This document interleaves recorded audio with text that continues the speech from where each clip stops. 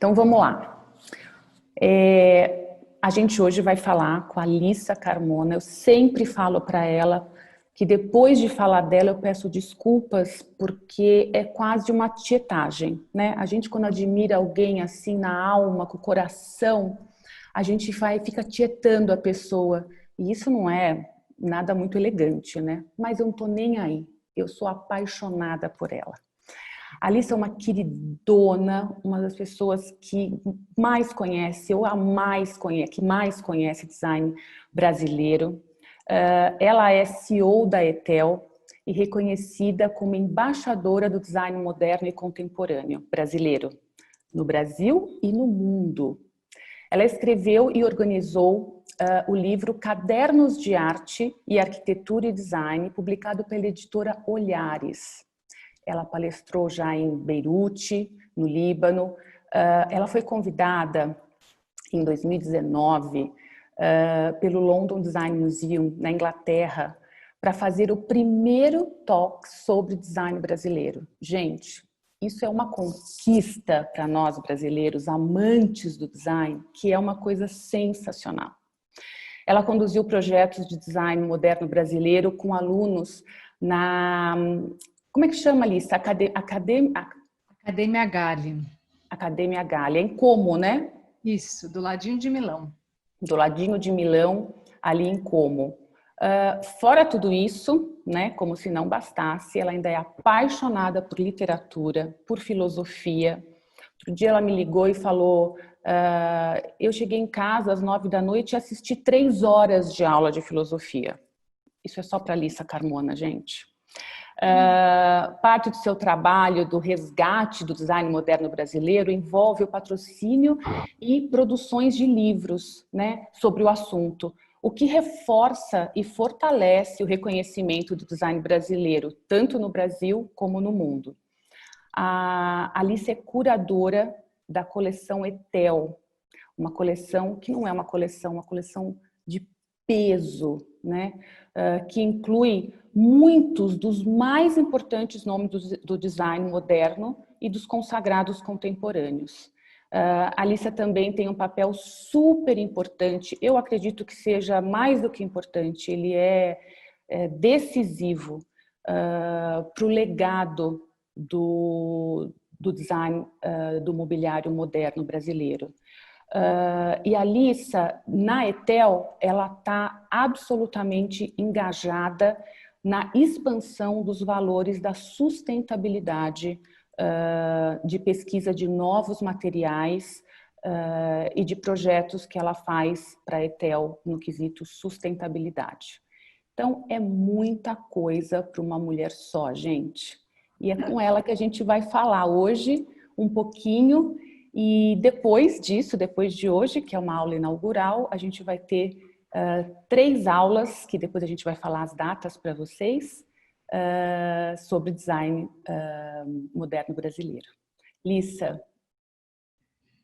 Obrigada, É com você Cissa. agora, meu bem. Depois dessas palavras tão gentis e tão carinhosas, eu perdi até a fala, Cissa, aqui. Obrigada. Eu acho que mais do que qualquer coisa, como você disse, eu sou uma apaixonada por design. Eu acabei, como você, sou administradora de empresas, me formei pela GV, fui trabalhar no mercado financeiro. Aí, por um convite da Etel, da minha mãe na época, no início dos anos 90, ela e a Cláudia iriam fazer a primeira exposição, foram convidados a participar da primeira feira de design internacional em Nova York, era a primeira vez que algum brasileiro estava indo para essa feira, e ela falou, não dou conta, você não quer vir para cá e me ajudar? Aí eu falei, mas eu sempre achei que eu fosse ser do mercado financeiro, dos números, das planilhas, mas era tentador esse mundo novo e era tentador fazer algo muito diferente. Então eu saí da onde eu estava, no mercado financeiro, e fui só com essa missão de executar essa feira, exportar, lembrando que o Brasil no início dos anos 90 era muito fechado, então era uma operação de guerra, e voltaria para o meu mundo, pela minha vida de administradora, de outros de outros caminhos que eu tinha trilhado para mim. No entanto, o design foi como uma mosquinha azul, me picou, eu me apaixonei pela história, eu vi que tinha muito mais, foi um sucesso essa feira, foi até um sucesso engraçado, é uma história que eu posso contar aqui. Fomos nós três mulheres, uma operação, como eu disse, logisticamente super complicada, as caixas chegando, a gente tentando abrir aquela feira em Nova York, e a gente tinha feito 50 catálogos à mão, manuais, pelo Kiko Farcas, com o João Farcas ajudando. Os catálogos em si eram obras de arte. A gente chegou numa feira com 50 catálogos, imagina, e eram 6 peças que existem até hoje em Nova York, estão perfeitas, maravilhosas lá, super autorais, uma a uma, que a gente podia produzir 2 ou 3 por mês. E a demanda era assim, 1.000, 2.000, 200, 300. Eu olhava para a Cláudia Pretel e falava, o que a gente está fazendo aqui? Aí voltamos para casa, foi um super sucesso. Uma das peças da Cláudia foi capa do New York Times, 93. Aí eu olhei para a Cláudia, para minha mãe e falei, meu Deus, temos um grande potencial aqui, mas nós estamos um oceano de distância do que pode acontecer. E com a minha visão de administradora, eu falei, eu acho que temos um caminho que eu posso colaborar. Mas eu não entendia na época nem o que era design, nem era muito novo, se falava assim, mas é design, feira de design. Aí eu fui pesquisar um pouco.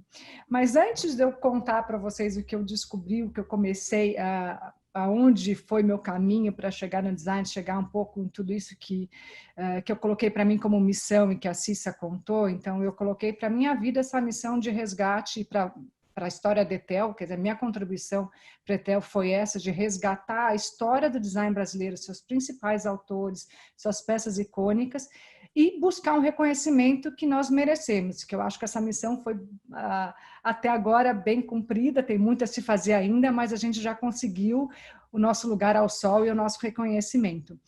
Mas eu queria fazer algumas ressalvas iniciais. Então, como eu disse, eu sou administradora de empresas, eu não sou acadêmica, eu não sou professora, apesar de ser apaixonada por educação, gosto muito, estou sempre envolvida, sempre estudando, gosto realmente de literatura, de filosofia, então qualquer tempinho que eu tenho, eu estou estudando áreas afins, porque eu acredito muito nesse pensamento renascentista até, ou modernista também, porque os mesmos bebiam da mesma fonte, dessa multidisciplinaridade. Então não é só design, a gente precisa falar de design, precisa falar de arte, precisa falar de literatura, precisa falar de filosofia. Tudo isso faz parte do mesmo tecido. Mas vou parafrasear um grande mestre aqui, Zanini Caldas, que ele mesmo disse, ele é um grande arquiteto formado pela vida e pelas maquetes. Teve como professor os grandes mestres, os grandes arquitetos brasileiros, como Niemeyer, Lúcio Costa, recebeu o diploma de arquiteto sem nunca ter frequentado uma faculdade, das mãos do Lúcio Costa. Então eu tive o privilégio e o prazer e a honra de conviver com grandes desses mestres, e muito das histórias que eu vou trazer para vocês aqui, eu escutei deles pessoalmente. Tive a honra de estar com o Sérgio Rodrigues nos últimos dias de sua vida, ele me concedeu uma entrevista linda que virou um livro.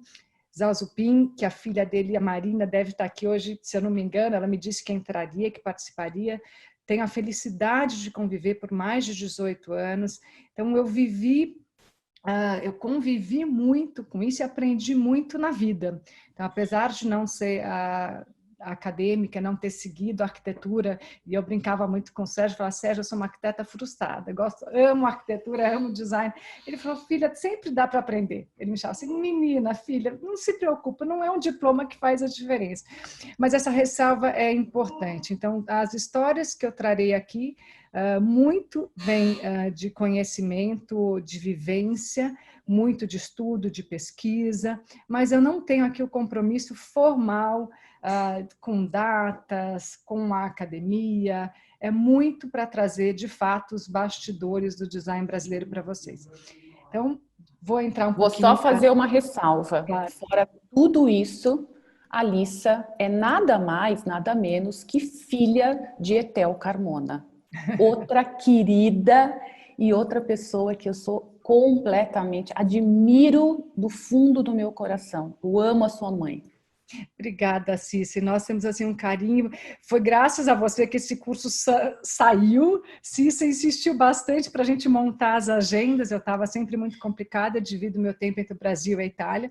Agora, obviamente, nesse momento delicado e único que nós estamos vivendo, eu estou aqui no Brasil, mas eu já volto em agosto para a Itália. Mas eu só volto depois que eu terminar o curso, depois da última aula, que serão as 3 quartas-feiras de agosto.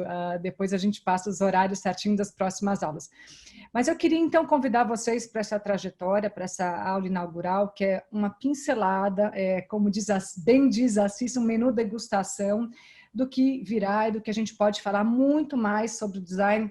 Eu não vou me restringir somente ao design moderno nos cursos, hoje sim, mas a gente vai falar do design moderno, vai falar do design contemporâneo, vamos falar do design futuro, do novo encontro com os estrangeiros.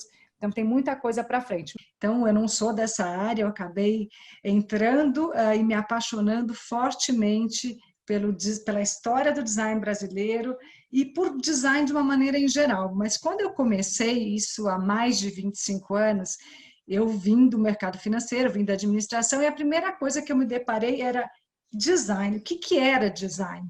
E eu gosto muito da etimologia das palavras, eu fui atrás de entender o que tinha, qual era a ideia que a palavra design carregava, qual era a ideia por trás dessa palavra. E é muito interessante, muito bonito, design como nós usamos hoje no Brasil, como nós conhecemos, tem origem inglesa, vem do design, que significa plano, projeto, estrutura. Porém, esse vem do latim, do verbo designare, que para mim carrega 2 definições que para mim são maravilhosas e define a amplitude e a importância desse universo. Então, designare carrega o design como plano, como desígnio, como intenção, como objetivo. E também como resultado, como projeto, como a estrutura, como o arranjo.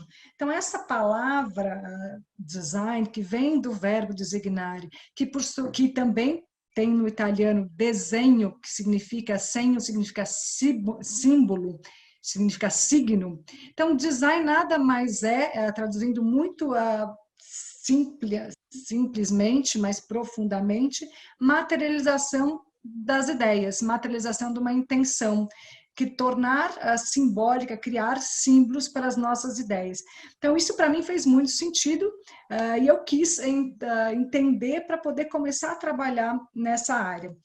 E aí, muito importante para a gente também entender o design é a história.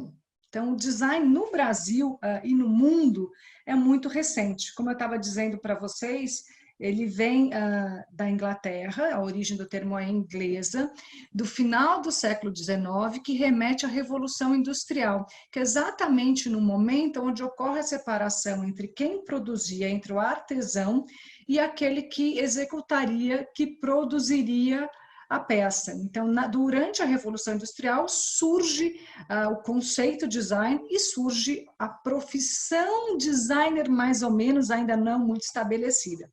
Já em 1919, a gente tem a estruturação, a aproximação do design com a academia, que se deu com a Bauhaus. A Bauhaus, acho que todos vocês sabem, ou já ouviram falar, ela completou 100 anos no ano passado.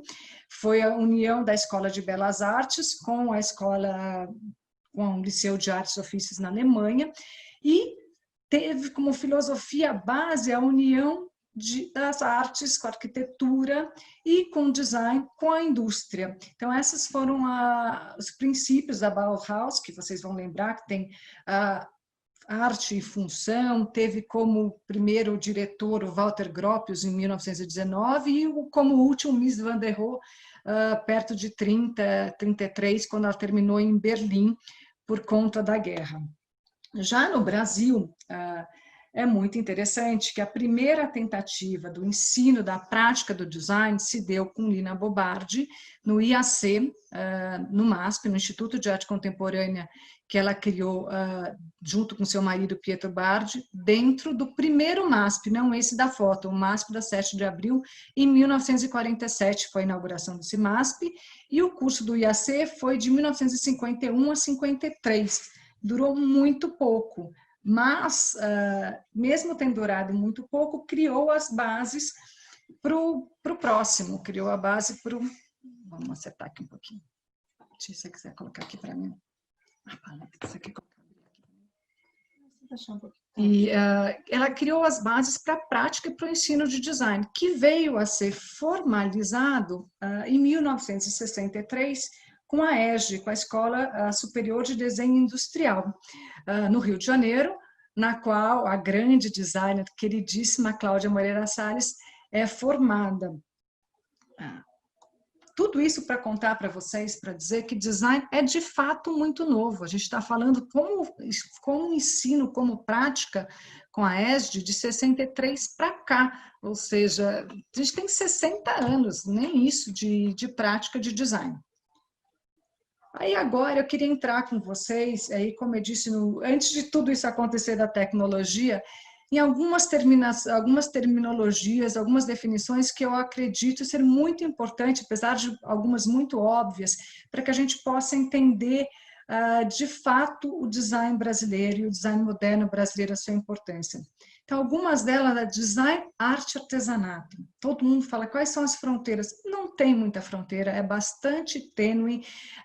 Uma entra dentro do universo da outra, como a gente já falou em Bauhaus. Bauhaus era de fato tudo isso, era unir a produção artística com artesanal, trazendo a funcionalidade no design. Mas é importante a gente saber um pouco do que a gente está falando, o limite de cada um. Artesanato, ele é o produto é fruto de uma produção individual, é como eu disse antes da Revolução Industrial.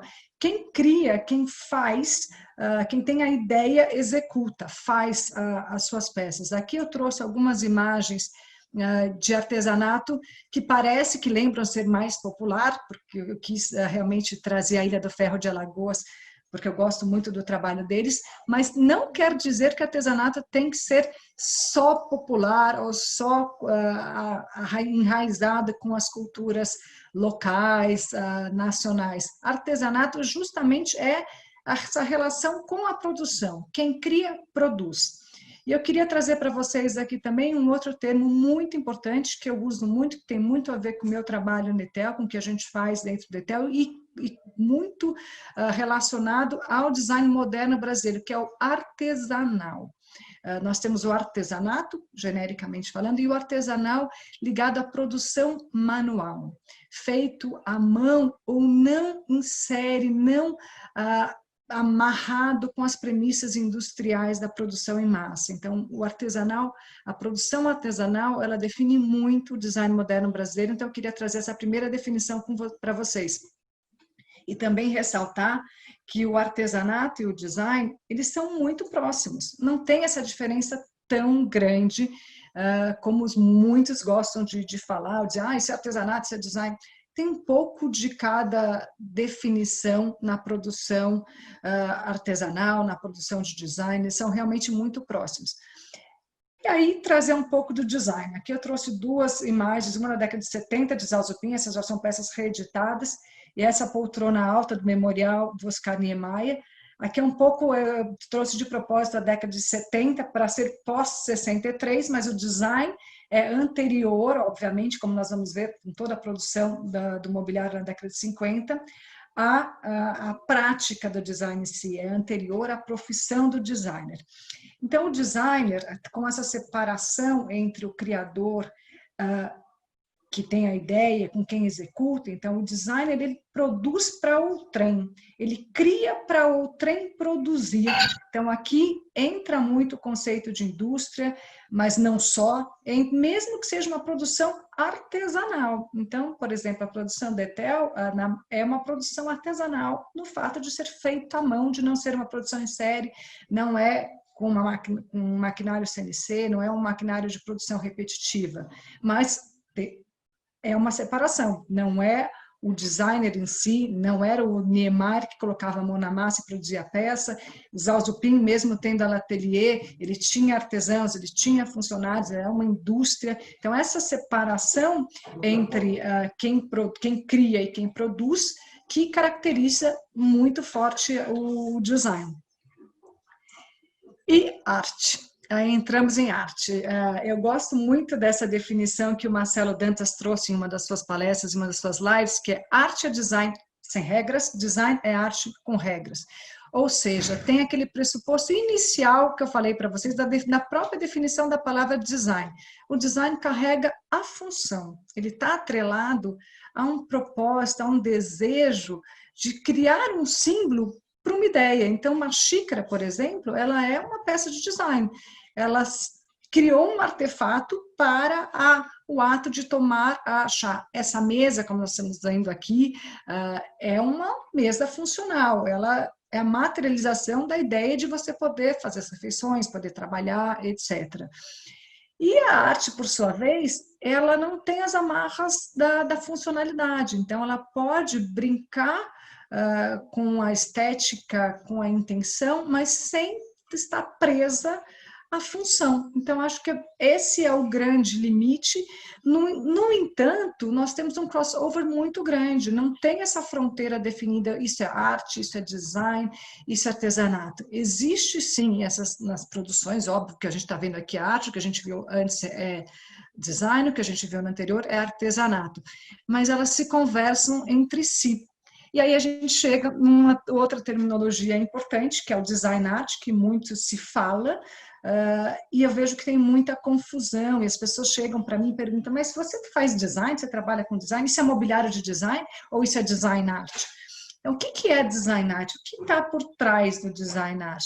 Está por trás a proposta, a intenção de um mobiliário colecionável, não em série, com atributos muito únicos e muito particulares. Então, aqui eu trouxe dois exemplos bem interessantes, que são bem distintos. No caso dos Campana, os Campana são designers produzindo mobiliário no campo do design art. Esse sofá, por exemplo, tem todas as características de uma peça de design art. Ele carrega ainda a função de um sofá, mas ele é muito mais no campo da arte do que no campo de um sofá que seria produzido em série, ou mesmo que em uma tiragem limitada, ele tem muito desse componente artístico. E, por outro lado, eu trouxe uma peça do Vergara. Carlos Vergara, ao contrário dos Campanas, é um artista. Trabalha no campo das artes, é reconhecido como tal, faz parte de galeria, fez exposições, fez tudo, mas ele se aventurou em algumas vezes, pouquíssimas vezes, vale dizer, mas nesse caso aqui, numa parceria, num diálogo com Etel Carmona, que é designer, para criar peças, objetos, que isso está no campo do objeto de arte, no objeto do design art, que brincasse com essa fronteira. Então, o que vocês estão vendo aqui, ela pode ser um quadro, ela carrega as obras do Vergara, que são únicas, então ele fez isso no local, ela não pode ser reproduzida, mas ela tem uns pés escondidos que ela pode virar uma mesa. Então, é uma peça extremamente interessante para mostrar e para brincar com esse conceito de design art, mostrar que não temos fronteiras muito definidas e que a gente pode ter essas invasões, e isso me interessa demais. Foi muito objeto de estudo, de pesquisa minha, para entender os designers, os arquitetos e os artistas, todos como artistas múltiplos, aonde vários, e a gente tem muitos exemplos no campo do design brasileiro, desse crossover de artistas. Geraldo de Barros é um outro exemplo, ele era artista do grupo Ruptura de São Paulo, que fez mobiliário de forma até industrial.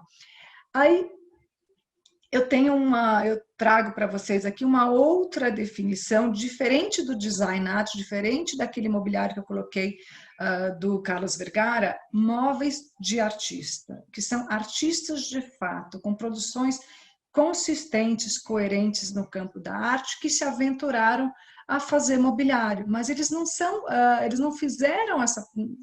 tiveram a intenção de ser um design art, até que design art vem depois. O design art é um design colecionável, que está mais próximo da arte. Aqui é ao contrário, são os artistas, a arte mais próxima do design, porque é uma arte utilitária. Então, no canto superior, é uma exposição belíssima do Palatinic. Palatinic faleceu há pouco, foi realmente o mestre da arte cinética brasileira, um grande artista, talentosíssimo, mas que logo no início da sua carreira se aventurou na produção de mobiliário. Então, aqui é um móveis de artista. Na parte de baixo, mas são móveis do Donald Judd. O Donald Judd é um grande artista minimalista americano, mas que tem uma produção de mobiliário muito interessante. Ele tem até uma fundação com seus móveis, vale a pena olhar. Tem outros exemplos de artistas produzindo móveis, como Albers, por exemplo. E no campo de artistas brasileiros que viveram essa experiência, que muitas vezes foram confundidos entre o que é arte e o que é design, eu citaria o Geraldo de Barros e o Palatinic, cada um pouco representando um lado. O Geraldo de Barros, ele estava à frente do grupo, responsável pelo grupo Cultura de Arte, criou a Unilabor, que foi uma fábrica, realmente uma indústria de produção de mobiliário comunitária, mas ele é muito mais reconhecido como artista. E ele se intitulava artista, então ele era um artista que entrou para esse campo, porque essa fronteira não é importante. É uma fronteira tênue mesmo que deve ser cruzada. Então, esse campo, essas definições, eu acredito que sejam muito importantes para vocês terem em mente e entender todo o processo do design brasileiro, da história do nosso design. Por fim, como último exemplo de móveis de artista, o Lazar Segal, e eu trouxe por último porque ele é muito importante no movimento moderno. O Lazar Segal é um artista ucraniano, veio para o Brasil pela primeira vez em 1913, realizou a primeira exposição de arte moderna aqui, nesta data, em 1913, em Campinas. E temos um museu maravilhoso em São Paulo, o Museu Lazar Segal, e ele fez para si, para sua residência, essa série de mobiliário, muito ligada à Bauhaus ainda, muito ligada à estética, aos fundamentos da Bauhaus. Esse mobiliário é final da década de 20, começo de 30, e tem uma curiosidade aqui que Lazar Segal foi cunhado de Warschawski. Então, o Segal, ele é um pioneiro, ele está lá bem no início do design da história do modernismo brasileiro. Seguindo nas nossas definições, design autoral. Design autoral, que também essa é uma grande confusão, falar, o que é design assinado, o que é design autoral? Design autoral pressupõe a identidade do criador, pressupõe a identificação de quem criou, do designer. Tem de fato uma assinatura. Então, aqui eu trouxe alguns exemplos só de várias, é uma foto que reúne muitos designers, tem móveis da Etel Carmona, do Isai Weinfeld, do Zal Zupin, da Cláudia Moreira Salles, para mostrar que são todos designers de autor, ou seja, a autoria é divulgada, é reconhecível, é visível, é colocada essa autoria. E em cima, um super lançamento, ainda novidade, da parceria da Etel com a Patrícia Urquiola, que é reconhecidamente uma das maiores arquitetas e designers da atualidade. E ela atua muito fortemente nesse campo do design industrial e agora do design que a gente chama do design mais colecionável, do design de galeria. Mas ambos, não interessa se é industrial ou se é artesanal, uma tiragem menor, ele não deixa de ser um design autoral. Autoral realmente implica na autoria. Aí aqui tem duas versões do que é design autoral e do que é o design comercial, simplesmente para ter essa comparação, esse entendimento. Essa ainda nem é uma foto tão interessante, mas a gente trouxe essas duas fotos porque representam ambientes comerciais. Então, não é que o design autoral ele só está em feira, ele só está em galeria. Não, ele é comercializado, mas ele tem uma autoria. Então, aqui a gente tem várias autorias nessa foto, mais claramente desse sofá do Zal Zupin, no ambiente fora da Etel, é um dos representantes da Etel, que trabalha com vários autores.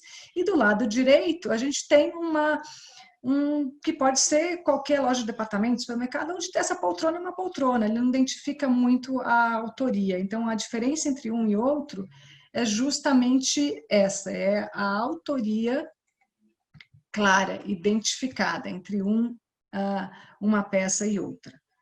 Cissa, fica super à vontade para me interromper, para me dizer se está tudo bem, se você quiser fazer algum comentário, para dizer que se vocês todos estão escutando, porque eu não escuto vocês de volta. Tá ótimo, Lissa. Estou dando uma olhadinha aqui no bate-papo. Se tiverem perguntas, podem fazer para a Lissa, que eu repasso aqui para ela. Eu estou correndo um pouquinho, porque a gente perdeu um pouco de tempo por conta da tecnologia, mas para quem quiser se aprofundar ou tiver mais dúvidas, mais perguntas, por favor, contate a BD, assista a Thalita e vai chegar a mim, eu respondo com o maior prazer.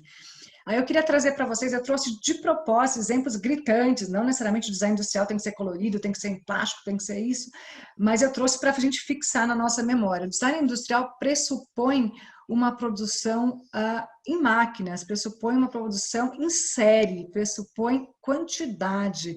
Então, quando a gente fala produção em massa e seriado, a gente pressupõe maquinário, pressupõe tecnologia, porque justamente é o intuito do design industrial atingir o maior número possível de pessoas possível. Então, ele é comercializado muito mais abrangentemente, com muito mais pontos de distribuição, com uma distribuição muito mais forte. Então, eu trouxe 2 exemplos aqui do Guto Índio da Costa, um designer brasileiro que eu gosto muito. É um designer bastante industrial, tem algumas experiências, algumas incursões no design mais artesanal, na produção menor, numa produção mais limitada, mas ele é muito bom e muito conhecido no design industrial, ou seja, desenhar realmente para a indústria, que a gente não vê muito. Então, o ventilador foi de propósito. A gente tem o design industrial, ele é de objeto também, não é só de mobiliário. Então, essa é a diferença do design industrial para o design de galeria, para o design de uma tiragem menor, por exemplo, como são as reedições dos modernos, como é a produção de Etel e de alguns outros. No Brasil, a gente convive muito com essas 2 vertentes, então, por isso que eu citei lá atrás, quando eu falei de artesanato, a terminologia artesanal. Em contraponto, eu tenho design artesanal, produzido artesanalmente por artesãos, não é o designer que produz, então não é um artesanato, produzido em tiragem menores do que uma indústria que pressupõe tiragens enormes, centenas, milhares e com máquina. Então, é para vocês terem um pouco esses 2 universos em mente. Agora, pode me interromper. Temos 2 perguntas aqui que eu acho que são interessantes. Primeiro, o Fernando Dantas pergunta o que você acha da ideia de trazer obras de arte para peças de mobiliário? Posso responder essa já? Pode, com certeza. Eu gosto muito, Fernando.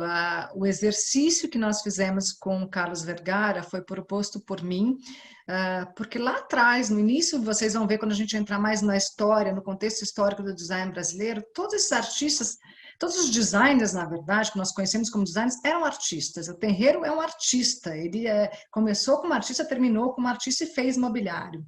Os próprios Alzupin têm uma produção artística super interessante. Geraldo de Barros, como eu disse. Então, a aproximação, assim, romper essas fronteiras de arte e design, eu gosto muito. É óbvio que a gente fica mais no campo do design arte, do design colecionável, de uma tiragem, às vezes, única ou muito pequena, mas são experiências que eu gosto bastante. Obrigada, Alissa. Vamos para a segunda pergunta? Ou vamos direto? Eu acho que você pode continuar e depois a gente responde. São muitas perguntas, então eu vou escolher algumas e depois no final a gente vai responder todas e mandar para eles por e-mail. Tá ótimo. Aqui vou entrar agora num ponto um pouco mais polêmico, mas bastante interessante e importante, que aqui gera uma confusão muito grande até hoje. Então, eu trouxe isso, eu já venho falando isso em outros encontros, porque essa é da minha prática diária, acontece todo dia essa dúvida, e não é uma dúvida até porque as pessoas desconhecem, então é muito importante esse espaço para que a gente possa trazer a terminologia. Vintage versus original. Muitas vezes as pessoas falam, nossa, mas essa peça é reedição, eu só compro original. Eu falei, então, você compra a reedição. Mas isso é vintage? Isso é fake? Então, o que é vintage? Vintage é peça de época, vintage é antigo. Então, vintage foi produzido em outrora.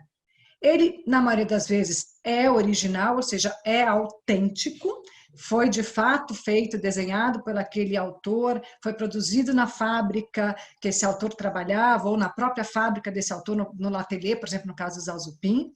Mas pressuposto de vintage, vintage é antigo, não pode usar vintage como sinônimo de original.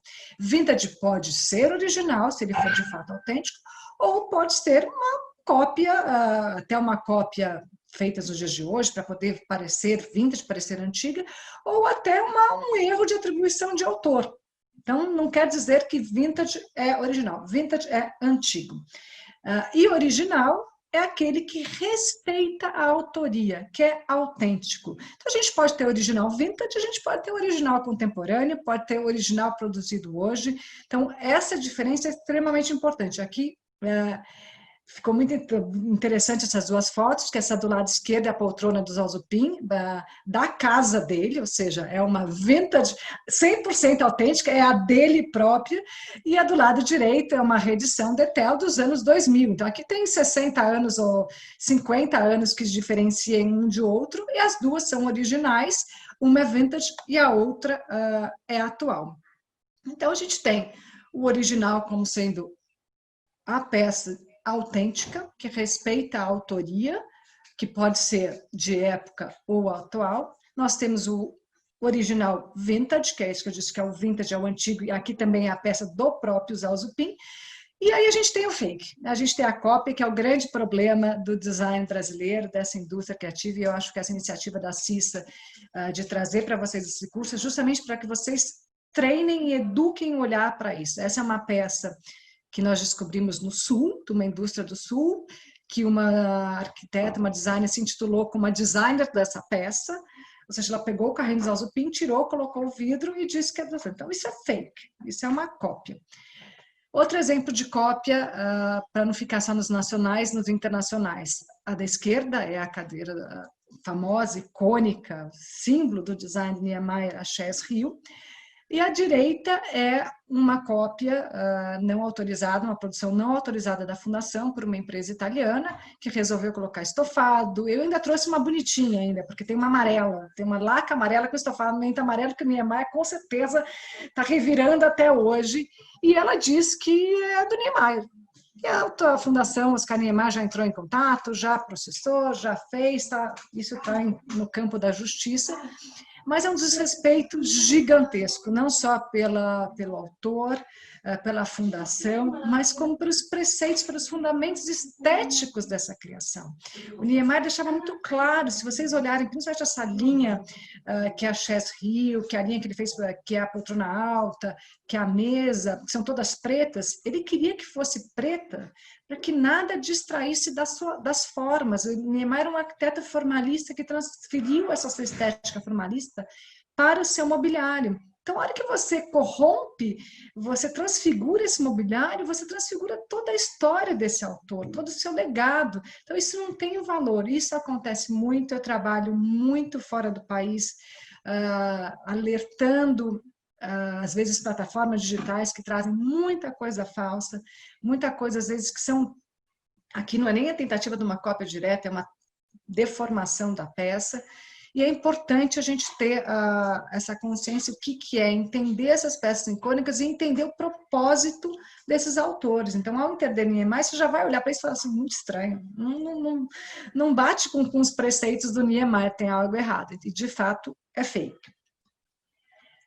Aí, falando bastante direto e claro que eu acho que a gente precisa, essa foi uma matéria da Casa Vogue, esse título é meu, Copiar é Roubar, e quando eu disse que a gente precisava parar de tratar com eufemismo, cópia, de dizer, isso é uma atribuição, isso é uma homenagem. Cópias de peças de design ou qualquer outra peça que carregam direito autoral, seja uma música, seja uma arquitetura, um projeto de arquitetura, seja a moda, ela infringe a lei. Existe uma lei para isso, de 1998, que criminaliza. Ela é crime, sujeito a penalidade, sujeito a busca e apreensão, porque desrespeita o direito autoral do seu criador. Foi ele que fez, foi ele que teve a ideia. Mais do que isso, ela corrompe todo assim, o nosso setor, ela prejudica a indústria, prejudica os designers, a gente anda para trás e, em última instância, prejudica a imagem do Brasil como país. Isso é um preconceito que eu enfrento muito fora. Toda vez que eu vou bater muito forte, brigar, e falar, mas no Brasil tudo é assim, vocês não respeitam. Eu falo, não é assim não. Nós temos lei, essas leis precisam ser seguidas, e isso tem melhorado muito a partir do momento que a gente tem entendido mais e, de fato, colocado as coisas como elas são de verdade, as coisas muito claras, que copiar é roubar. Então, tem até algumas histórias interessantes aqui para poder contar, mas acho que o nosso tempo está curto, eu vou passar um pouquinho, mas quem quiser a gente fala mais tarde.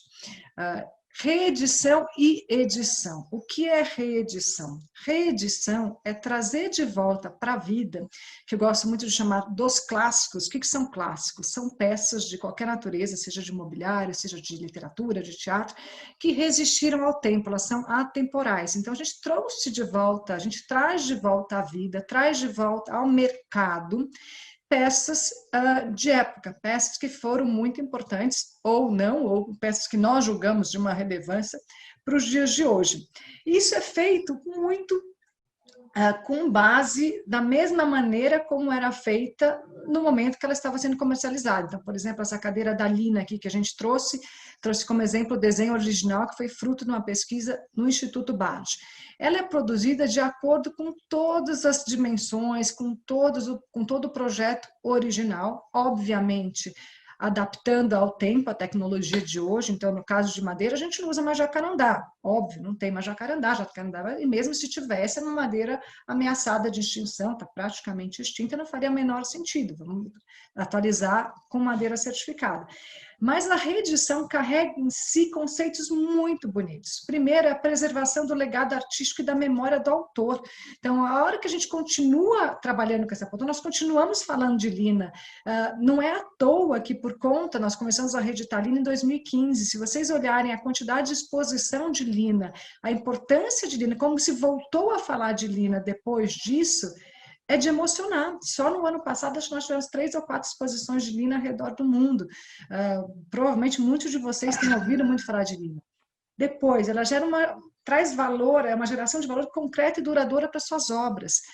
Tem famílias envolvidas, tem institutos envolvidos, que são os detentores desse patrimônio. Eles merecem ser remunerados como tal e dar esse acesso ao mercado, a outros clientes que gostariam de ter esse acesso. Então, por exemplo, no caso do Zalzupin, a produção das suas peças hoje com a Etel é como se ele tivesse feito no ateliê. Ele está vivo, ele foi várias vezes até a nossa fábrica, ele escolheu material. Então, é uma produção atual de peças desenhadas na década de 50. Então, isso que é reedição e pressupõe um relacionamento muito estreito, muito próximo com as fontes primárias, com a família, com os institutos, com os museus. Não existe reedição autorizada se não tiver família, porque senão é uma cópia, é algo não autorizado. Então, as reedições pressupõem, e são eles que validam, são eles que disseram, olha, era feito assim, não era feito assado, podemos atualizar desse jeito, não podemos. Cada peça colocada no mercado hoje, produzida, e aí eu falo por mim só, porque até foi pioneira nas reedições. Nós tivemos a primeira reedição nos anos 2000, bem no início dos anos 2000, com Warszawski, juntamente com a família, depois com Branco e Preto, que foram os 11 herdeiros do grupo Branco e Preto, não tinha mais nenhum vivo dos arquitetos, mas foram os 11 herdeiros que assinaram o contrato e que trouxeram essas peças, trouxeram esses desenhos, validaram. Então, é uma parceria, é um reencontro, tornar-se, trazer de volta à vida uma história muito bonita. Então, a família, os institutos, eles continuam a participar, o que é muito interessante. Então, aqui tem histórias de vidas lindas para se dizer, para se contar também nesse campo, que algum dia eu conto para vocês. E aí eu trouxe edição. Edição, ela pode ser tanto de uma peça, ela pressupõe uma tiragem de hoje, um desenho de hoje. Então, mesmo no caso do Zalzupin, ele desenhou uma peça para nós em 2008, não era uma reedição, essa peça não existiu antes. Então, a gente está editando algo a partir de agora. Fiquem super à vontade para fazer perguntas.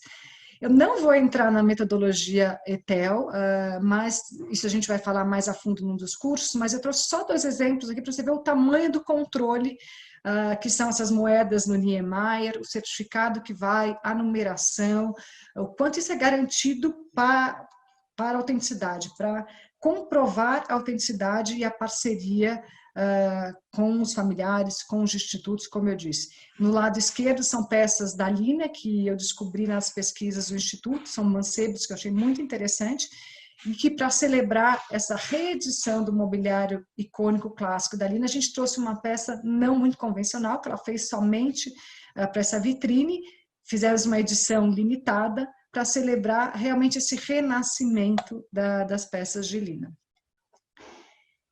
Aí algumas terminologias, peça única, então peça única, e aí está mais perto do campo do design art, normalmente tem algum motivo para que os designers contemporâneos façam, ou os modernos também, se a gente puder olhar para trás e mostrar algumas peças únicas, façam uma peça uma vez só. Por exemplo, essa mesa da Etel, ela carrega um fungo que ela achou na natureza, que ela trouxe e incrustou na peça. Ela não vai mais achar um fungo igual a esse.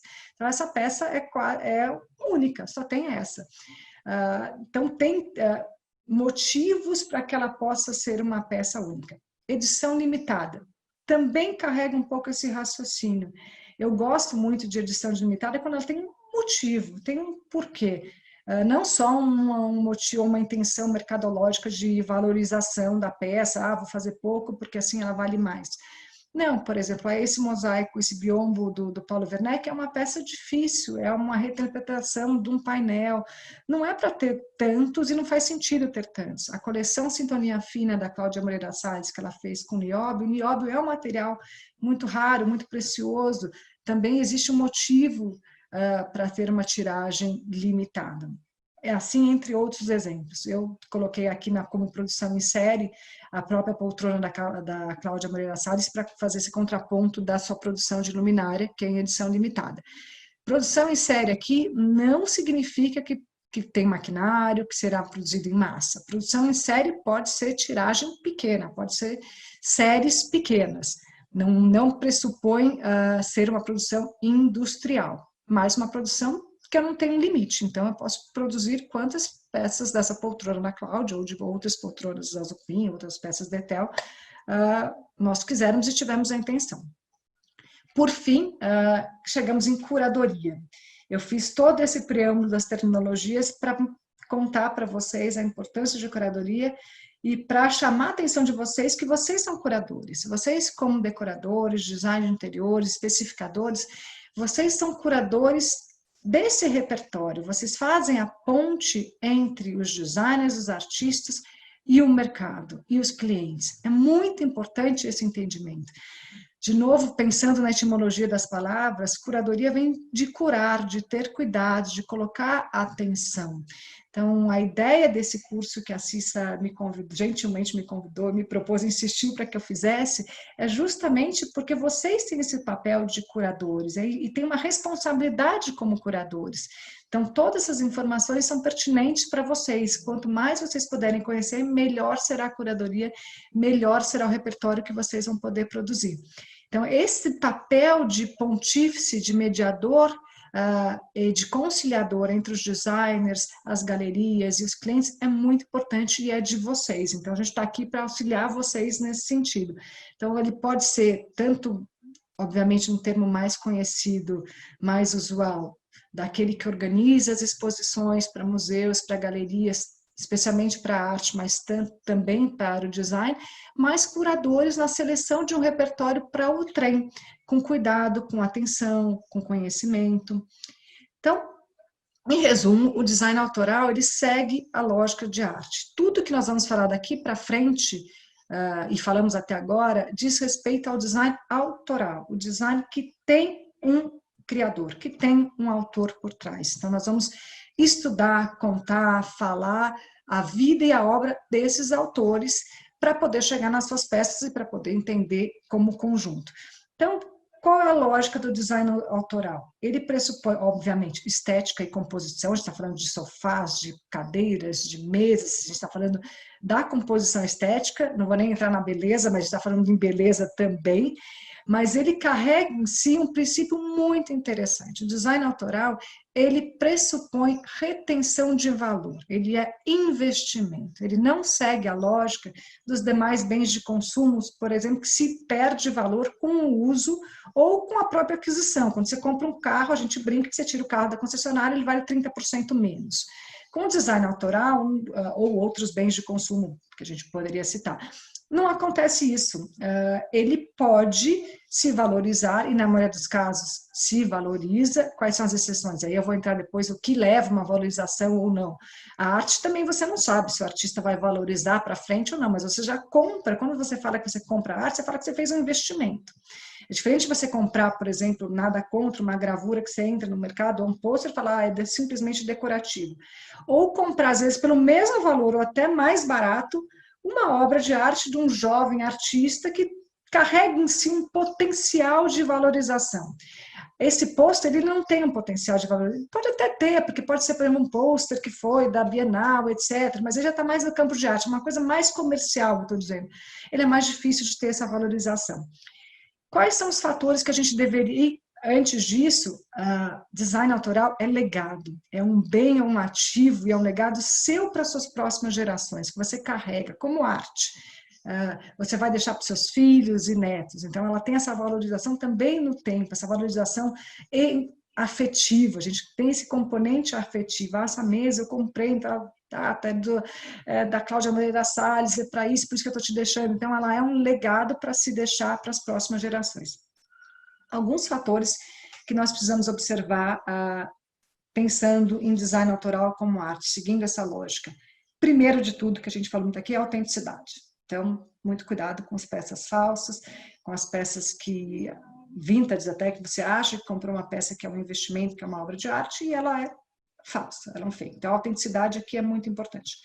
Trajetória do artista, seu passado, seu presente, seu futuro, a sua relação com o mercado, seu propósito. Então, aqui a gente tem que acompanhar um pouco a vida do artista. É importante a gente ter esse acompanhamento. Ele implica muito. Às vezes, um artista vem trabalhando muito bem, depois desistiu, e depois ele começou a fazer peças que não tinham muita relevância, seja pelo material, ou seja, não eram muito originais. Então, aqui é muito subjetivo, mas carece de acompanhamento. A temporalidade.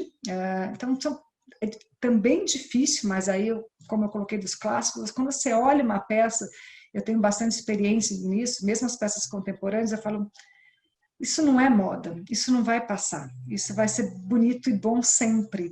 E não dá para explicar para vocês quais são os critérios objetivos para isso, mas você sabe, você vê quando ou ela é muito, carrega muito aquela coisa que só valeu agora, então ela é neon, com isso, com aquilo, ou ela é de um protesto, ela tem, você percebe que ela não durará, ela não resistirá ao tempo. Então eu sempre busco, isso é um critério muito importante para nós, Etel, para nossa curadoria, para saber que peça pode entrar, mesmo de autores já consagrados. Tem peças que a gente olha e fala, não é muito por aí, vamos para lá, porque a gente acha que ela não vai resistir ao tempo, ela não é atemporal, então ela não é perene. A gente busca muito esse conceito de atemporalidade. E depois de relevância e originalidade, que eu falei, muito está ligada à trajetória do artista. Assim, peças que lembram muito, que tem muita da outra vez, mas ela não tem nada de muito relevante, não tem um diferencial. Talvez ela também não perdure tanto no tempo e não se torne um clássico. Então, aqui são alguns elementos que eu trouxe para esse quesito, entre design autoral e para a função de vocês, papel de vocês como curadores. Agora chegamos à parte final do nosso encontro. Cissa, como a gente está de tempo? Podemos avançar, Lissa. Então tá bom, eu vou fazer bastante rapidinho. Tá todo mundo rapidinho. adorando. A gente não tem o problema da live, que vai cair em 1 hora. Então tá bom.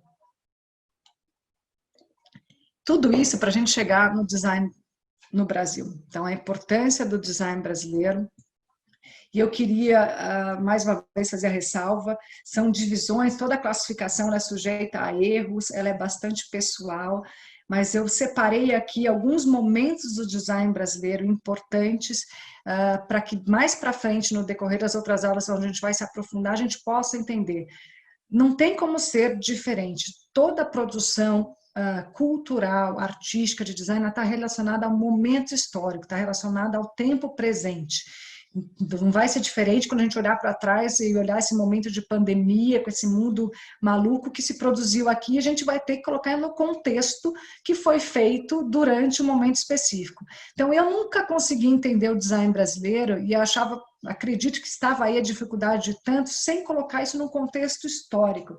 Então, eu criei, para mim, logo no início, e ficou a marca registrada da Etel, a linha do tempo do design brasileiro, ou seja, de quando começou até os dias de hoje e aonde estava cada autor importante. Então, Lina viveu em que época? Ela conviveu com Niemeyer, Zalzupin veio antes, veio depois, Warchavsky, Tenreiro, Carlos Motta, Etel. Então, essa linha do tempo histórica, que traz os fatos históricos com a vida, cruzada com a linha de vida dos autores, me fez entender muito o design brasileiro, a sua relevância, e me ajudou a mostrar muito para o mundo que nós somos uma escola, e a escola pressupõe tudo isso, nós temos os nossos princípios, as nossas características muito peculiares, relacionados à nossa cultura e o nosso momento histórico, o que foi vivido naquela época.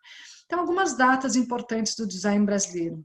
De 1913 a 1947, eu chamo, essa é uma determinação minha, de pré-modernismo, criou as bases para o nosso modernismo, e tem um papel muito importante dos estrangeiros. Em 1913, por conta da primeira exposição de arte moderna feita pelo Lazar Segal, 47, com a abertura da loja do Tenreiro, no Rio de Janeiro, foi muito próximo da chegada da Lina, a Lina também chegou em 46, tá? Então esse é um período muito importante que tem dentro dele, em 1922, com uma Semana de Arte Moderna. Depois, 47 a 68, mais 47 a 60, que foi o apogeu do design moderno, do móvel moderno brasileiro, principalmente a década de 50 e o comecinho da década de 60. 68 importante, porque foi o fechamento daí, quando o Terreiro fecha tudo e segue a sua carreira de artista. Obviamente, a gente teve questões históricas aí por trás, que depois eu vou entrar, do AI-5, tudo de 68 a 85, a tentativa de industrialização. Foi quando a gente viu aí um pouco do milagre econômico, tentativa de um milagre econômico. 85 a 90, a década de 80, coloca um pouco, uma década um pouco meio perdida, assim, né? Foi um pouco um vácuo, porém, foi muito importante para criar as bases do design contemporâneo, como a gente conhece hoje, dos grandes autores contemporâneos brasileiros, que a gente vai falar dele. 1990 a hoje, eu coloco como design contemporâneo dos grandes autores, então Cláudio, Etel, Carlos Mota, Isai, e a partir de 2010 uma nova geração, uma outra turma começou a surgir. Esse de 1968 começou em 90, muito atuante ainda hoje, muito relevante, é o design que a gente conhece, que a gente diz de design contemporâneo brasileiro, e depois a gente tem a nova geração.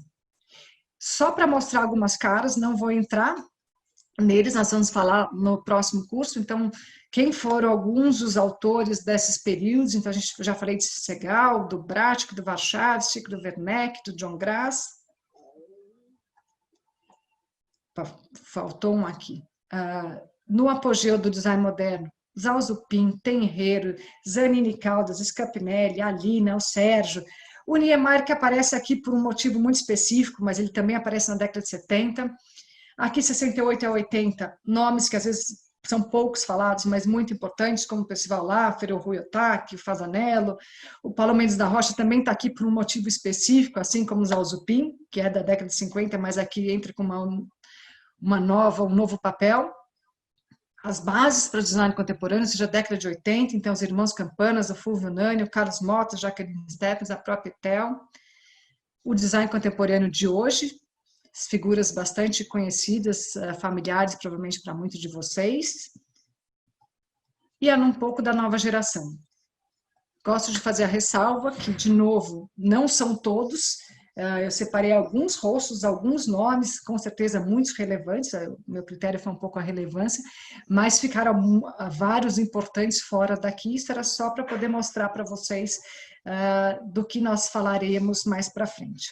Se nós tivermos um tempinho, eu vou passar muito rapidamente o contexto histórico para finalizar essa aula inaugural de hoje, para vocês entenderem o que aconteceu no Brasil nessa época, que levou a tudo isso, levou ao nosso apogeu, levou esse modernismo brasileiro tão cultuado, tão importante nos dias de hoje, graças a Deus reconhecido no mundo todo. Então, é uma viagem rapidinha aos 100 anos de brasilidade. Essa foi a capa da palestra do talk que eu fiz em Londres, explorando o espírito do design brasileiro. O Brasil é um país de muitas contradições, de muitos paradoxos, como vocês todos sabem. De um lado a gente tem a floresta amazônica exuberante, do outro a gente tem as grandes metrópoles como São Paulo, como Copan. Então é um país realmente de extremos, é importante a gente ter isso em mente quando a gente pensa em tudo, em design. Então no início do século XX, o Brasil era um país colonial, periférico e muito distante dos centros, dos grandes centros, especialmente da Europa. No entanto, Aqui só para a gente ver um pouco do Brasil, de São Paulo e do Rio de Janeiro. Só voltar para essa tela aqui. No entanto, com o advento das grandes guerras no mundo, na Europa, basicamente, muitos imigrantes vieram para o Brasil, fugindo, escapando desses horrores da guerra da Europa, porque o Brasil era um país interessante, longe disso tudo. E esses estrangeiros aqui criaram toda a base do nosso modernismo que a gente conhece hoje. Então, eles viam o Brasil, vocês com certeza já escutaram essa frase também milhões de vezes, o Brasil era percebido por esses estrangeiros, e eram intelectuais estrangeiros, não eram quaisquer estrangeiros, era a inteligência europeia que veio para o Brasil, tanto na primeira leva da Primeira Guerra, quanto da Segunda Guerra. Porque o Brasil carregava aquele senso de país de futuro, onde algo bom poderia dar certo, acontecer. Ele era quase como uma promised land. Brasil, País do Futuro, é um título que existe, foi cunhado por Stefan Zweig num livro chamado Brasil do Futuro, ou seja, a utopia. Então, ele realmente era polo de atração de grandes intelectuais, da grande inteligência para cá. Apesar de tudo isso de ser um país colonial, distante, enorme, que eu coloquei. Então, essa era a realidade do Brasil no início do século. Com isso, nós temos estrangeiros que chegaram aqui por conta desse contexto de guerra na Europa. Eu já falei para vocês do Segal, que chegou aqui em 1913, fez a primeira exposição, criou esses móveis para a casa dele. Depois, em 22, que é um marco do projeto moderno, do início do projeto moderno brasileiro. Apesar do apogeu do mobiliário moderno ser em 50, tudo começa que o nascedouro, a pedra fundamental se dá em 1922, e muito do que aconteceu aqui são características, são os nossos diferenciais. Fizeram o design brasileiro ser o design brasileiro diferente, peculiar que é. Então, a Semana de Arte Moderna, ela reuniu artistas, arquitetos, pintores, escritores, intelectuais da mais grande sorte e variedade, entre eles Mário de Andrade, Lazar Segal, Warchavchik, Anita Malfatti. A Tarsila não estava na Semana de 22, apesar de fazer parte desse movimento, ela estava em Paris na época, mas aqui se reuniu a grande inteligência brasileira, né? Então criou-se o modernismo brasileiro como movimento. E muito interessante que o Warchavchik fez parte desse movimento da Semana de Arte Moderna. O Warchavchik é um arquiteto, também russo, estudou na Itália, também estudou em Roma, chegou no Brasil no meio de 1925, mais ou menos, 26. Em 28, criou a primeira Casa Modernista de São Paulo, que é essa daqui. Eu já disse também que ele era cunhado do Lazar Segal.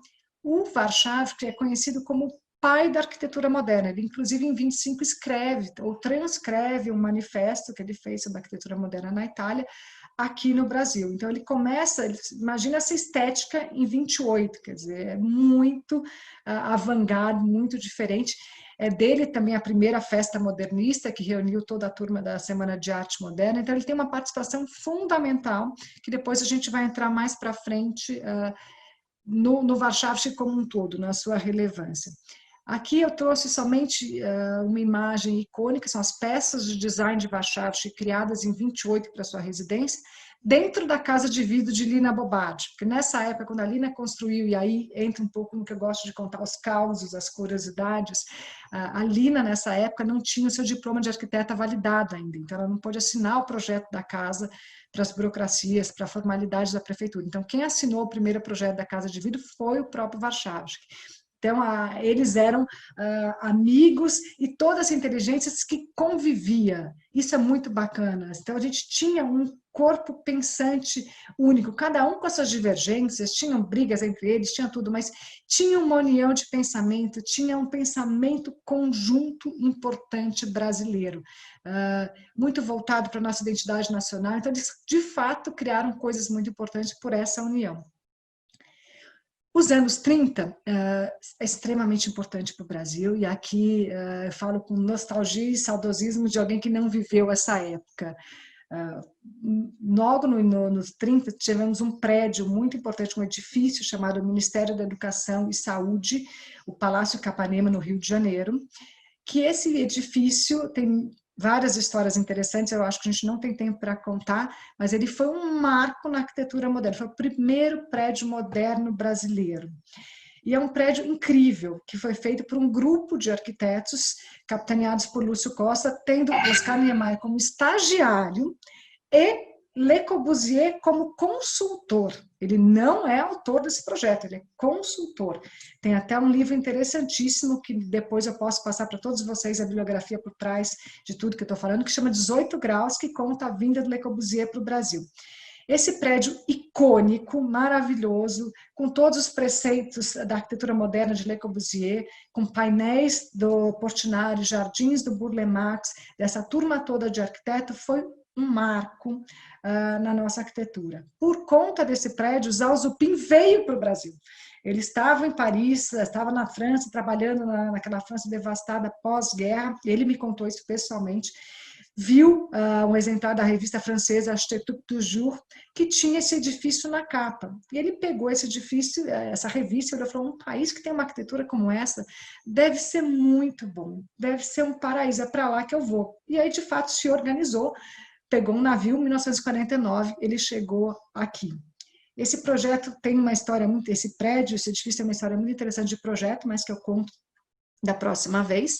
Aqui vocês podem ver. Lina Bobardi também mencionou como ela foi impactada por esse edifício quando ela aqui chegou, quando ela veio também, como chegou de navio no Rio de Janeiro. A visão desse edifício, ela relata em Sergipe, foi como uma mensagem de paz.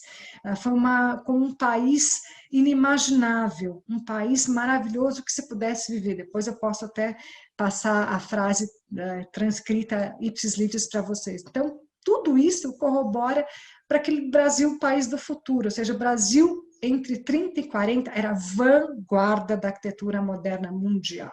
Era o país dos sonhos, era o país que atraía as melhores mentes, as mentes mais brilhantes do mundo todo. O Frank Lloyd Wright esteve no Brasil também na década de 30, visitou também esse prédio, também visitou a Casa Modernista de Warszawski. Então, em vez de ser consumidor da estética internacional, nós éramos propagadores, exportadores da estética internacional. Não por acaso, em 1943, uma bela exposição no MoMA, um andar inteiro, chamada Brazil Built, dedicado exclusivamente à arquitetura brasileira. Infelizmente, anos depois, essa exposição foi refeita no MoMA, eu tive o prazer e a honra de visitar, e passou a ser um espaço muito pequeno, ia se chamar Latin American Built. E o espaço do Brasil era ínfimo. Então, de 43 para 2000 e alguma coisa, que foi a segunda versão, a reedição dessa exposição, nós só perdemos a relevância e a espaço. Então, tudo isso é para mostrar para vocês quão importante nós fomos e quão importante foram as bases para tudo que aconteceu depois. Então, logo depois de 40, tivemos o apogeu do design do mobiliário brasileiro em 50, e como fator histórico muito importante a inauguração de Brasília em 61. Brasília foi o apogeu, foi o ápice de tudo isso, e depois representou logo após o declínio. O que estava por trás de Brasília, com a construção de Brasília? Primeiro, tinha um projeto de metas do Juscelino Kubitschek, de 5 anos, 50 anos em 5. Juscelino já tinha trabalhado com Niemeyer na década de 30 em Pampulha, com uma experiência muito bem sucedida, então chamou Niemeyer da Costa para Brasília. Então, isso para ilustrar essa relação próxima, tanto no Palácio Capanema, que é o sede do Ministério da Educação e Saúde, com o ministro Gustavo Capanema, que era modernista, quanto com Juscelino Kubitschek, tinha uma relação estreita, frutífera e positiva do governo, dos edifícios públicos e governamentais com a arquitetura moderna, o design moderno. Essa relação se perdeu, e muito se perdeu, porque a capacidade de produzir grandes obras, ela está em grandes atores, em grandes propulsores como o Estado. Então, isso foi muito importante, deu as bases para o design moderno brasileiro. A gente vai falar muito depois de Brasília, muito depois do que veio. Então, aqui é só uma estética do design moderno. O apogeu se deu nos anos 50, essa é um pouco um resumo da produção, selecionamos algumas peças. essa cadeira de 3 pés icônica de terreiro que relata e ressalta muito a relação íntima, próxima, importante do design moderno com as nossas madeiras, em especial o jacarandá. E, por fim, para a gente terminar, essa é uma matéria do Wall Street Journal, que chama-se The Sexy Take on Names, reconhecendo o Brasil como uma grande, o design brasileiro, o design moderno brasileiro, essa matéria é de agora, de 5, 6 anos atrás, ou seja, desse século XXI, reconhecendo o design moderno brasileiro como uma grande escola, como um tesouro maravilhoso, tardiamente revelado, preciosíssimo, que carrega em si uma definição que eu achei muito interessante, que eu uso muito e que define muito bem. Ao mesmo tempo, traz um senso, o design moderno brasileiro carrega em si, ao mesmo tempo, um senso de familiaridade e um frescor de algo não visto. Senso de familiaridade porque foi feito muito com a participação direta de grandes estrangeiros, como a gente viu aí, muito en passant, e vamos ver muito em profundidade mais para frente, e um frescor que era a tradução da identidade nacional, ou seja, aqui é o famoso processo antropofágico. Esses estrangeiros, quando vieram para cá, não vieram, não impuseram a sua estética, a sua cultura, eles encontraram aqui grandes autores, grandes nomes como Niemeyer, como Zanini, como Sérgio Rodrigues, que nessa união que eu tentei ilustrar para vocês, nesse conjunto, nessa discussão, processaram esses dois mundos, essas duas culturas, e tinham como um ímpeto modernista, como um princípio modernista, criar uma identidade nacional, definir as bases da cultura brasileira. O que eles colocaram para fora foi algo novo, foi algo muito diferente, que está encantando o mundo hoje. Hoje não tem uma feira de arte que você não vê uma peça de design brasileiro, e é aí que está o nosso valor. Ele é muito peculiar, ele é muito único, apesar de ser familiar, não ser exótico. Ninguém aqui está falando de peças com pele de animais, com índios, nada disso. É uma identidade nacional, única, autêntica, peculiar, mas ao mesmo tempo familiar para todos os outros atores. Eu não vou entrar na década de 70, de 80 hoje, porque eu acho que a gente vai ficar sem tempo, mas eu queria deixar agora para vocês, abrir para perguntas, terminar um pouco a minha explanação, pedindo mais uma vez desculpas pelo que aconteceu, porque tudo foi testado antes, tudo estava funcionando antes, não sei se foi pelo o grande número de participantes, mas é a ser continuado. Tem muita história, tem muita coisa para se falar, mas eu imagino que essa pincelada, esse menu degustação, como diz a Cissa, tenha aguçado a curiosidade e o paladar de vocês, por assim colocar. Obrigada, Alissa. A gente tem muitas perguntas aqui, mas a gente selecionou aqui algumas, vou fazer para você. Estão dizendo que a gente pode fazer não um café com ABD, mas um almoço com ABD. Que delícia, podemos não marcar. É? Até um jantar com ABD. Tem uma pergunta aqui. Lissa, como atestar autenticidade? Essa é uma ótima pergunta, agradeço para quem fez. É bastante Foi a Estela Mares. Estela, obrigada pela pergunta. É bastante difícil atestar a autenticidade. Não temos hoje institutos no Brasil que fazem isso. Depende muito da família ou do instituto ou de quem detém esse patrimônio olhar para isso e nos ajudar na validação. Algumas são fáceis de olhar, por exemplo, vou citar alguns exemplos. O Zhao Zupin nunca gostou de trabalhar com madeira clara, então raramente você vai ver uma peça do Zhao Zupin em marfim. Então, já por aí você já fala, tem algo errado. O Zhao Zupin foi muito delgado nas suas formas, ao passo que o Sérgio Rodrigues foi muito robusto nas formas. Então, algumas coisas ao longo do curso vocês vão perceber que são quase como assinaturas visuais. Então, isso já te ajuda a perceber a autenticidade. Depois, temos um pouco de literatura.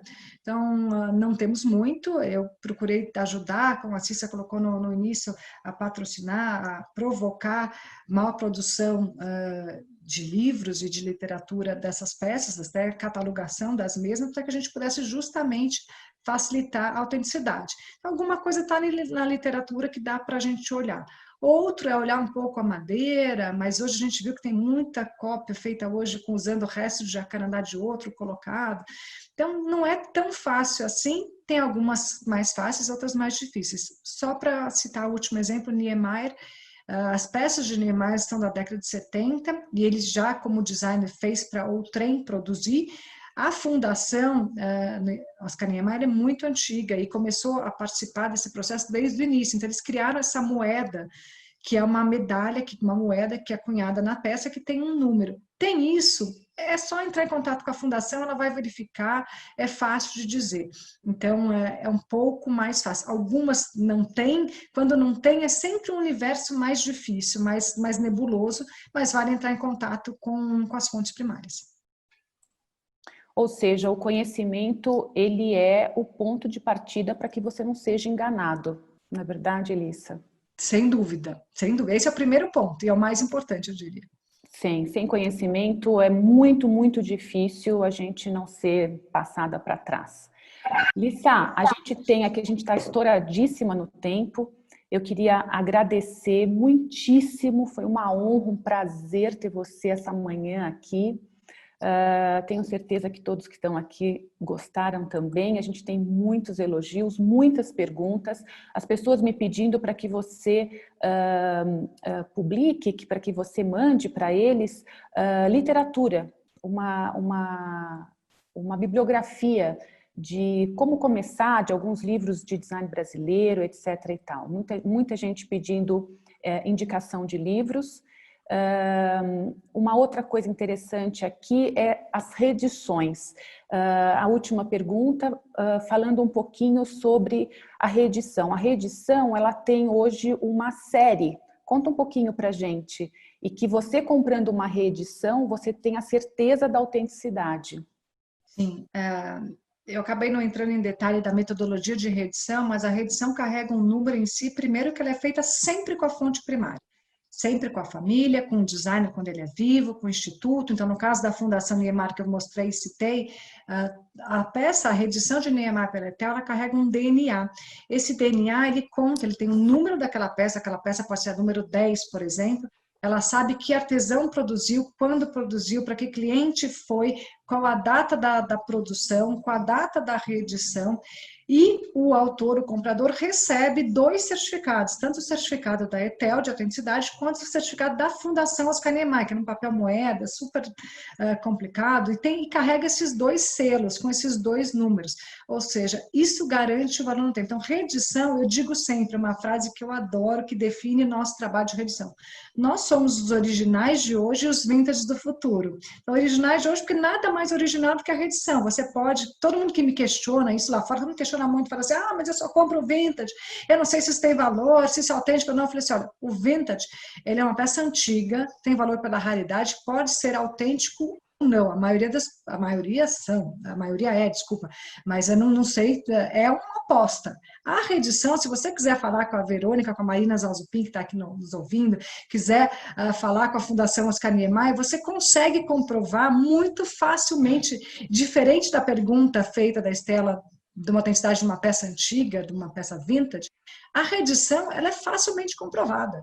E, obviamente, a gente tem muita cópia de ETEL, a gente olha muita cópia, a gente lida, infelizmente, com isso, mas basta assim, cadê o número do DNA? Quem for fazer? A gente tem o histórico de todas as peças, então a reedição é a garantia de originalidade e também seguindo toda a estética, respeitando todo o desenho autoral, todas as condições. Então, é aquela peça que você compraria em 1960 se tivesse vivido na ateliê, você compra hoje em 2020 na ETEL, dos Zalzupin, porque nós vivemos nesse tempo hoje. Maravilha. Lissa, muito obrigada, de verdade, foi um prazer te ouvir. Você sabe que estou em tudo que você faz, e cada vez que eu te escuto eu aprendo mais alguma coisa. Muito, muito obrigada pela sua generosidade em dividir sempre sem filtro. Você não mede palavras para que a gente saiba mais.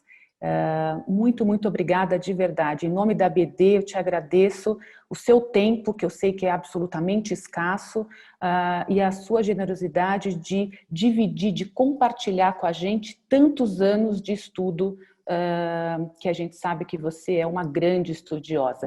E quero reiterar, você falou no começo que você não é professora, você é uma das melhores professoras que eu já tive de design. Então, fique tranquila que você é sensacional para ensinar, para nos inserir nesse universo do design. E vou dizer mais, você tem um poder de persuasão incrível, porque quem te ouve falar, duvido que não se apaixone por design. Muito, Cissa, muito você é uma obrigada em nome da querida. BD.